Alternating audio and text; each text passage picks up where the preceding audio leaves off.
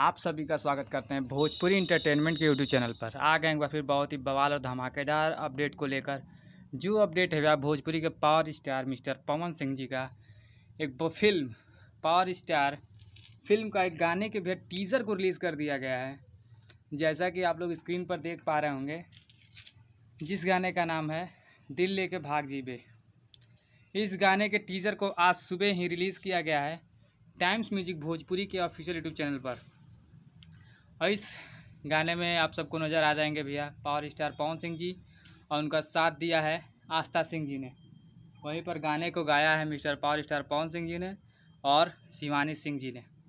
अभी तक यदि आप लोगों ने इस बेहतरीन और लाजवाब गाने के टीज़र को नहीं देखा है तो जाएं भैया टाइम्स म्यूजिक भोजपुरी के ऑफिशियल यूट्यूब चैनल पर जाकर इस गाने के टीज़र को ढेर सारा प्यार आशीर्वाद दें।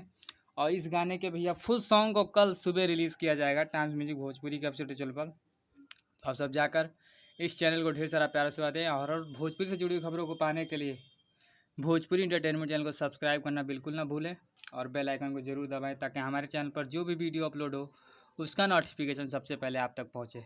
तो फिर मिलेंगे हम ऐसे ही बवाल और धमाकेदार अपडेट को लेकर। तब तक जय हिंद, जय भोजपुरी।